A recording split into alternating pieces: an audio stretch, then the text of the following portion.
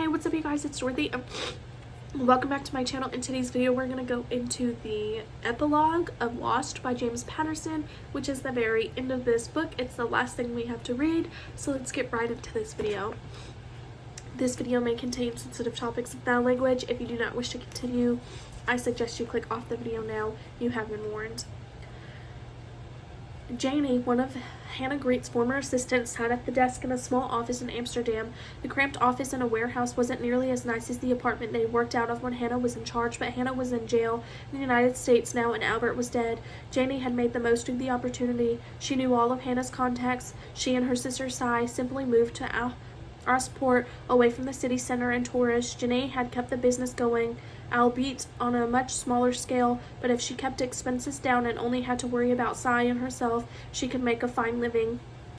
She doubted the police paid much attention to small operations like hers, and that detective with the National Police, Marie Meyer, was probably so happy to have caught Hannah that she'd taken a vacation. Since Janie had passed so much information on to Marie, the police had dropped fraud charges against her after she'd been arrested in Zandam.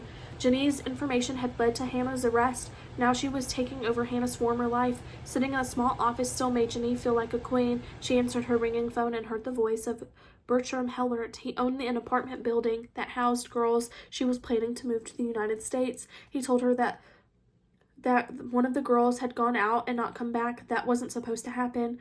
Janie didn't mince words. Find the girl by tonight or I'll have Max cut off your balls and I'll wear them as a necklace. Is that understood? Yes, I'm looking for her right now. Janie smiled at the former gang member's frantic tone. As it turned out, she learned a lot more from Hannah than she had realized. Now she understood why Hannah had enjoyed bossing people around.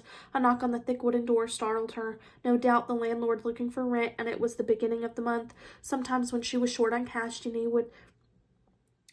would send her sister to answer the door. Cy would flirt with the landlord to distract him. Cy was there in the office, but today Janie had the cash. She opened the door with a smile. It faded instantly when she saw Marie Meyer standing there with 4 uniformed police officers.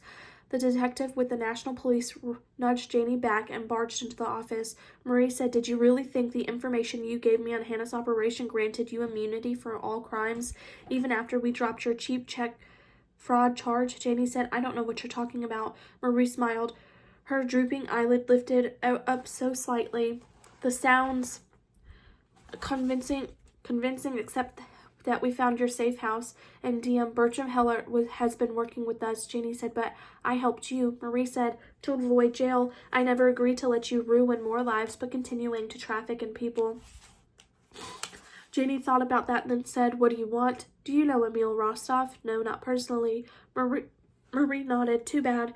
That was your only chance." She turned to a uniformed officer and said, "Take them both." Janie started to cry as she and Cy were handcuffed and led out of the office. That is the end of this book.